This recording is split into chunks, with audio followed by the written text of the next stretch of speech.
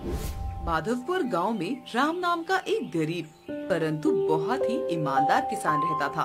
उसकी ईमानदारी की चर्चा दूर दूर तक मशहूर थी। एक शाम, तो थोड़ा आराम कर लो ना जी, काम तो जिंदगी भर चलता रहेगा।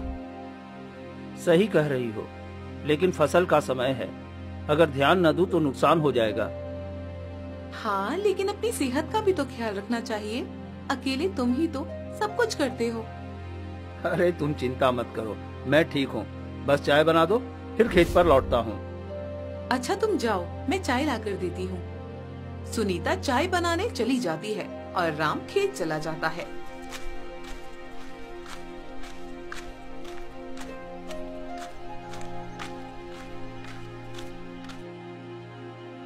राम खेत में खुदाई कर रहा होता है, तभी उसका फावड़ा किसी चीज से टकराता है। अरे ये क्या टकराया? लगता है कुछ भारी चीज है। राम मिट्टी हटाने लगता है। थोड़ी ही देर में एक पुराना संदूक निकलता है। अरे ये तो कोई संदूक है, इसमें क्या होगा? राम संदूक खोलता है। अंदर सोने चांदी के सिक्के चमक रहे थे। हे भगवान, इतना सारा सोना चांदी, ये यहाँ कैसे आया? राम कुछ देर सोचता है और फिर संदूक उठाकर घर की ओर चल देता है।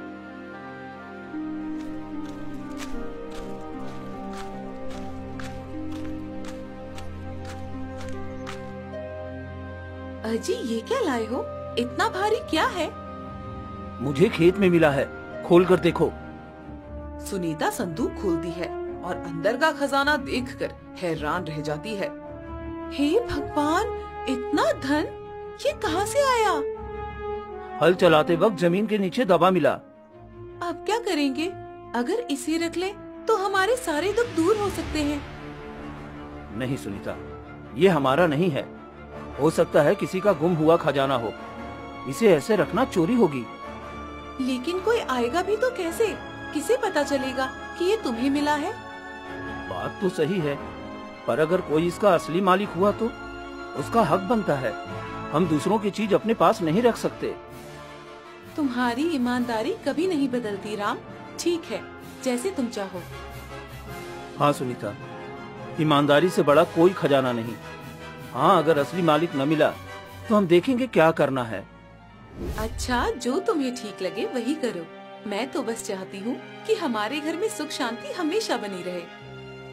बस यही तो मेरा भी सपना है। भगवान पर भरोसा रखो, सब अच्छा होगा। लेकिन इसे कौन ढूंढने आएगा? इतने सालों से जमीन में दबा होगा। चाहे कितने भी साल पुराने हों, जो हमारा नहीं उसे रखना गलत है। मैं कल सुबह जाकर इसे गांव के मुखिया जी को सौंप दूंगा। क्या मुखिया जी को देना सही होगा? हाँ, वही सबसे समझदार हैं। वो असली मालिक को ढूंढकर इसे लौटा देंगे। हम ये नहीं रख सकते सुनीता। तुम हमेशा से ही ऐसे ही हो, सीधे सच्चे। अच्छा, जैसे तुम्हें ठीक लगे वैसे ही करना। सही करना ही असली इंसानियत है। भगवान ने हमें मेहनत से कमाने के लिए भेजा है, दूसरों की चीज रखने के लिए नहीं।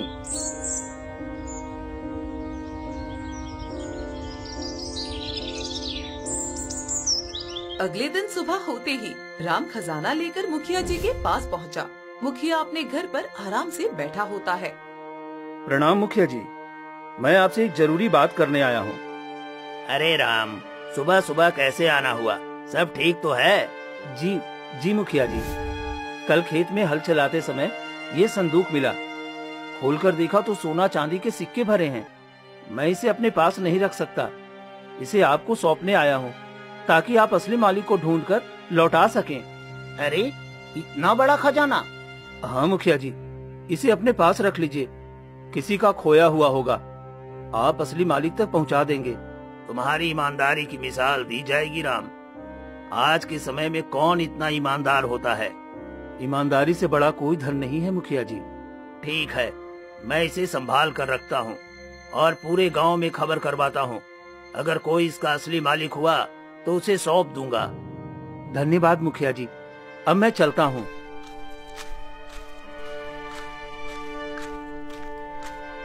राम वहाँ से चला गया, लेकिन मुखिया की आंखों में लालच आ चुका था।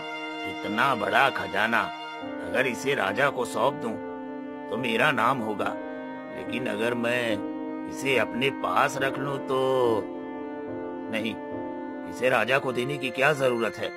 अरे कौन जानेगा कि राम को खजाना मिला था, मैं ही रख लेता हूँ। मुखिया ने खजाने को अपने घर में छिपा दिया और किसी को कुछ नहीं बताया। शाम को मुखिया से उसकी पत्नी खजाने के बारे में पूछती है। ये संदूक कहाँ से आया? इसमें तो सोना चांदी भरा है। राम को खेत में मिला था, वो इसे राजा तक पहुंचाने को कह रहा था, लेकिन मैंने सोच लिया है इसे हम ही रख लेंगे। पर ये तो चोरी है, अगर किसी को पता चला तो? किसी को कुछ पता नहीं चलेगा, राम तो भोला भाला है, वो कभी किसी से कुछ नहीं कहेगा। लेकिन अगर राजा को पता चला तो हमारी खैर नहीं। राजा तक बात पहुंचेगी ही नहीं, तुम चिंता मत करो, ये खजाना अब हमारा है। मुखिया ने लालच में आकर अपनी ईमानदारी को त्याग दिया। राम को इस बात का अंदाजा तक नहीं था।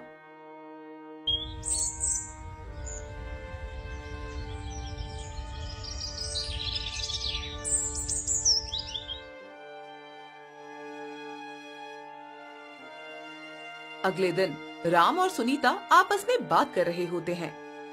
तो मुखिया जी ने खजाना रख लिया? हाँ, मैंने उन्हें दे दिया, अब वही असली मालिक को ढूंढ कर देंगे। कहीं ऐसा तो नहीं कि? नहीं सुनीता, मुखिया जी बहुत नेक इंसान हैं, वे ऐसा नहीं करेंगे। फिर भी खजाने में बड़ा लालच होता है, मुझे डर लगता है। हमें अपना धर्म निभाना चाहिए, हमने अपना काम कर दिया, अब जो होगा भगवान देखेंगे। राम की ईमानदारी बनी रही, लेकिन मुखिया का लालच अब उसे गलत राह पर ले जा चुका था। गांव के चबूतरे पर दोपहर का समय था, चारों ओर हलचल कम थी। कुछ किसान अपने खेतों में काम कर रहे थे, तो कुछ लोग छांव में बैठे सुस्ता रहे थे। वहीं गांव के चबूतरे पर हरीश, मोहन और हरिया बैठकर आपस में बातचीत कर रहे थे। अरे सुना तुमने, राम को अपने खेत में खजाना मिला था। हाँ, मैंने भी सुना, लेकिन वो राम ही है जो बिना किसी लालच के मुखिया जी को सौंप आया। आजकल के समय में कौन इतना ईमानदार होता है? सच कह रहे हो भाई, कोई और होता तो चुपचाप अपने घर में छिपा लेता, लेकिन राम, उसकी ईमानदारी की तो मिसाल दी जाएगी।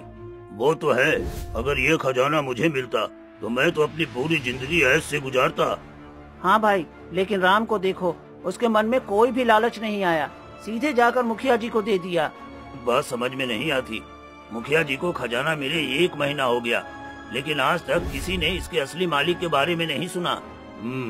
सही कह रहे हो भाई, न कोई मालिक सामने आया, न कोई खबर निकली। मुझे तो लगता है खजाना राजा को सौंप देना चाहिए था। अरे लेकिन राम को क्या पता था कि मुखिया जी क्या करेंगे, उसने तो अपनी तरफ से सही किया।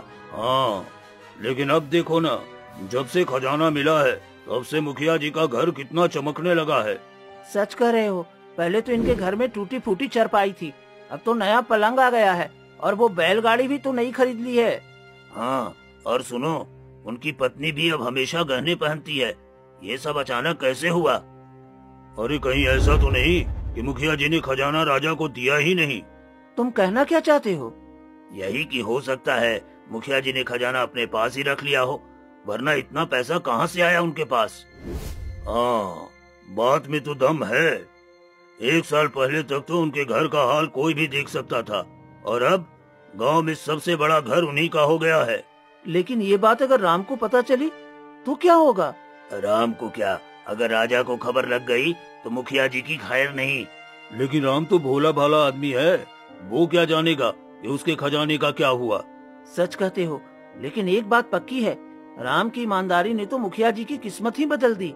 हाँ, और राम अब भी अपनी झोपड़ी में रह रहा है, वही मुखिया जी दिन प्रतिदिन रईस होते जा रहे हैं। चलो देखते हैं आगे क्या होता है, लेकिन एक बात कहूँ, ईमानदार होना अच्छा है, लेकिन कभी कभी चालाकी भी जरूर होती है। गांव के लोग अपनी अपनी राय दे रहे थे।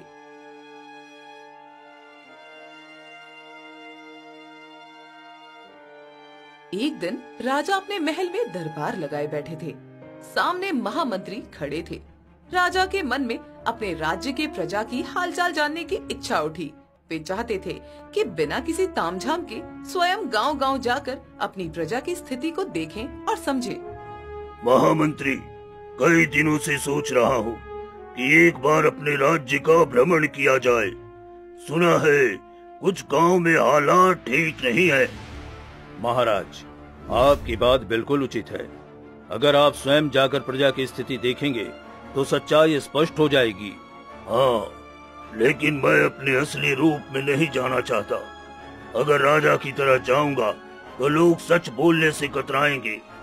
हम दोनों साधारण वेश में गांव का हाल जानने चलेंगे।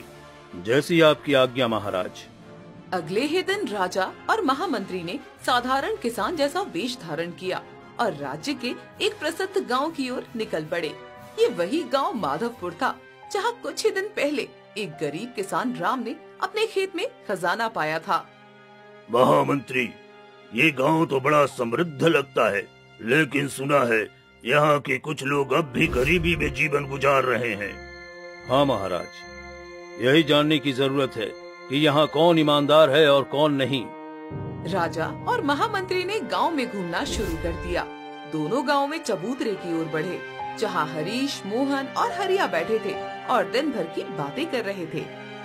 भाई, इस गांव में सब कुछ तो अच्छा लगता है, लेकिन एक बात समझ में नहीं आई।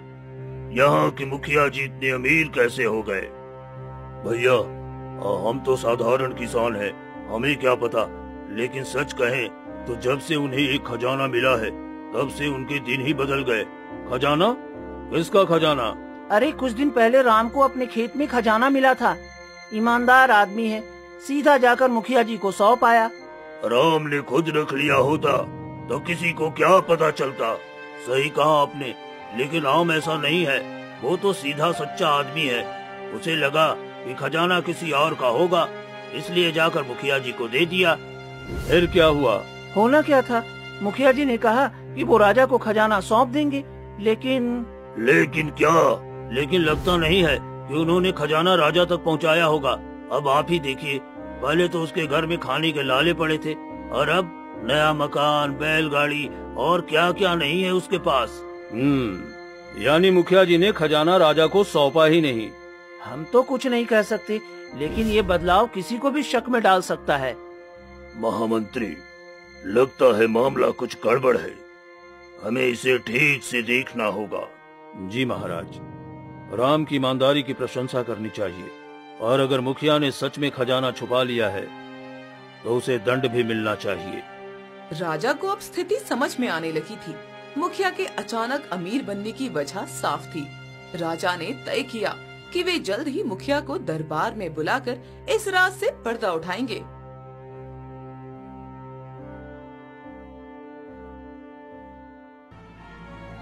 अगली सुबह राजा अपने भव्य दरबार में राजगद्दी पर विराजमान थे। उनके पास महामंत्री भी उपस्थित थे। राजा के मन में पिछले दिन की बातें घूम रही थी। मुखिया के अचानक अमीर होने का रहस्य अब राजा की नजरों से छिपा नहीं था। राजा ने निश्चय कर लिया कि अब मुखिया को दरबार में बुलाकर सच्चाई सामने लाई जाएगी। महामंत्री, कल गांव का भ्रमण करने के बाद एक बात मेरे मन में बार बार आ रही है। कौन सी बात महाराज? मुखिया के पास इतना धन कहां से आया? गांव के लोग कह रहे थे राम नाम के एक किसान ने अपनी ईमानदारी से खजाना उसे सौंपा था, लेकिन वो खजाना अब तक हमारे पास क्यों नहीं पहुंचा? महाराज, बात कुछ अजीब तो है। हमें मुखिया से ये सब सीधे पूछना चाहिए। ठीक कहते हो। सैनिक, आज्ञा महाराज। जाओ, गांव के मुखिया को दरबार में बुला कर लाओ। हम उनसे स्वयं इस विषय में बात करेंगे।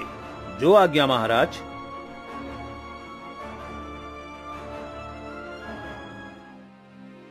सैनिकों ने तुरंत आदेश का पालन किया और रवाना हो गए। उधर मुखिया अपने घर पर बैठा था। जब उसे राजा के दरबार में बुलाए जाने की सूचना मिली तो उसके चेहरे का रंग ही उड़ गया। मन में कई आशंकाएं जन्म लेने लगी। उसे डर था कि कहीं राजा को उसके काले कारनामों की खबर तो नहीं लग गई। कहीं राजा को ये सब पता तो नहीं चल गया?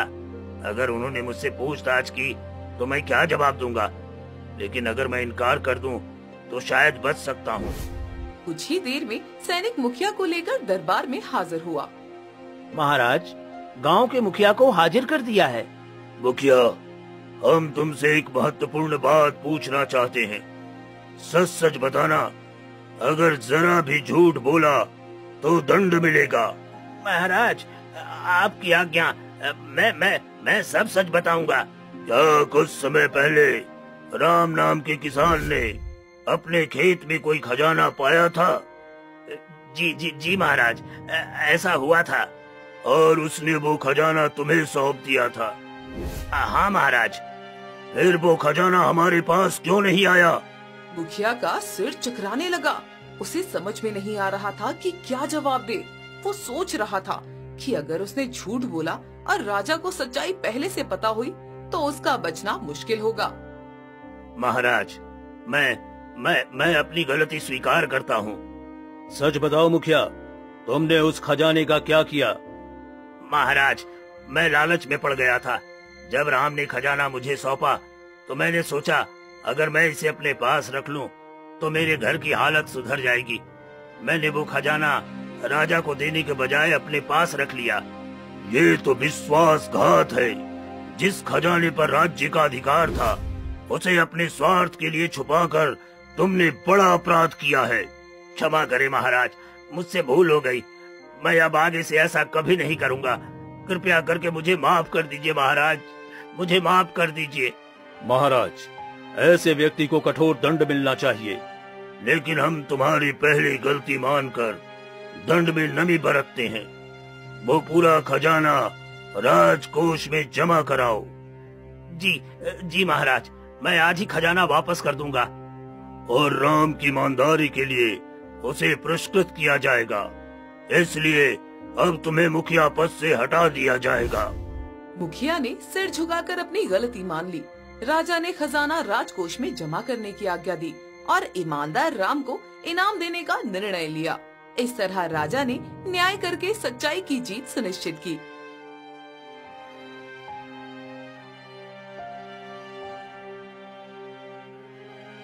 अगले दिन राजा अपने दरबार में बैठे थे। उनके मन में राम की ईमानदारी की बात बार बार घूम रही थी। उन्होंने सोचा कि ऐसे सच्चे और ईमानदार व्यक्ति को सम्मानित किया जाना चाहिए। महामंत्री भी दरबार में उपस्थित थे। महामंत्री, सोचता हूँ राम को दरबार में बुलाया जाए। उसकी ईमानदारी ने मेरा हृदय जीत लिया है। ऐसे व्यक्ति को सम्मानित करना हमारा कर्तव्य है। महाराज, आपकी बात बिल्कुल उचित है। आजकल ऐसे ईमानदार व्यक्ति दुर्लभ होते हैं। यदि हम राम को सम्मानित करेंगे तो ये पूरे राज्य के लिए एक उदाहरण होगा। हाँ महामंत्री, इसके अलावा मैं चाहता हूँ कि उसे इनाम में कुछ धन और जमीन दी जाए ताकि उसका जीवन सुखमय हो। और हाँ, उसकी ईमानदारी को देखते हुए मैं उसे अपने दरबार में भी सम्मानित पद देना चाहता हूँ। ये तो बहुत अच्छा निर्णय है महाराज। मैं अभी सैनिकों को आदेश देता हूँ कि राम को दरबार में लाया जाए। ठीक है, ऐसा ही करो। महामंत्री ने सैनिक को बुलाया और उसे आदेश दिया कि वो राम को तुरंत दरबार में लाए। कुछ समय बाद सैनिक राम को लेकर दरबार में उपस्थित हुआ। राम थोड़ा घबराया हुआ था, लेकिन उसने राजा को प्रणाम किया और विनम्रता से खड़ा हो गया। महाराज, राम को ले आया हूँ। आओ राम, पास आओ। तुम्हारी ईमानदारी के चर्चे पूरे राज्य में हो रहे हैं। महाराज, मैंने तो बस अपना कर्तव्य निभाया है। तुम्हारा ये छोटा सा कार्य नहीं है राम। जब कोई खजाना पाता है तो अधिकांश लोग लालच में पड़ जाते हैं, लेकिन तुमने उसे सच्चाई से हमारे मुखिया को सौंप दिया। सच में तुम्हारी ईमानदारी काबिले तारीफ है राम।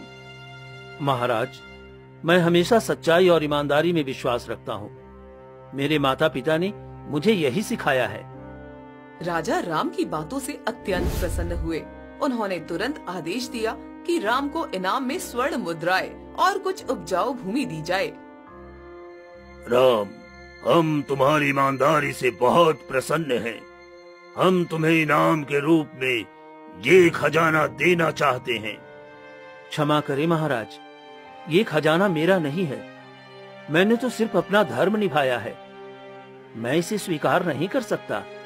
राम, तुम सच में विलक्षण व्यक्ति हो। लोग तो धन पाने के लिए कुछ भी कर जाते हैं, लेकिन तुम इसे ठुकरा रहे हो। महाराज, मेरा जीवन सादा है। मेरे पास जितना है उतने में ही मैं संतुष्ट हूँ। मुझे किसी और चीज की आवश्यकता नहीं है। महाराज, राम की ईमानदारी सच में अद्भुत है। राम, तुम्हारी ईमानदारी को देखते हुए हम तुम्हें अपने दरबार में एक सम्मानित पद देना चाहते हैं। यहाँ रहकर राज्य की सेवा करो। महाराज, मैं एक साधारण किसान हूँ। क्या मैं इस योग्य हूँ? ईमानदार व्यक्ति से बड़ा कोई योग्य नहीं होता राम। तुम्हें इस पद को हृदय से स्वीकार करनी चाहिए। यदि आपकी आज्ञा है महाराज, तो मैं अपने पूरे मन से सेवा करूँगा। राजा ने राम को अपने दरबार में एक महत्वपूर्ण पद दिया और साथ ही खेती करने के लिए उसे अतिरिक्त भूमि भी प्रदान की। राम ने राजा की सेवा पूरी निष्ठा से की। अपनी ईमानदारी और मेहनत से वो पूरे राज्य में सम्मानित हुआ। उसे जो जमीन मिली उसमें वो मेहनत से खेती करने लगा। उसकी पत्नी सुनीता भी इस बदलाव से बहुत प्रसन्न थी। राम, तुम्हारी ईमानदारी ने हमें कितना सम्मान दिलाया है। हम पर महाराज की कृपा बनी रहेगी। सच्चाई की राह कठिन होती है, लेकिन अंत में वही विजय दिलाती है। इस प्रकार राम को अपनी ईमानदारी का उचित फल मिला। राजा के दरबार में उसका सम्मान बढ़ता गया और वो अपनी सादगी और सत्यनिष्ठा के साथ सुखी जीवन व्यतीत करने लगा।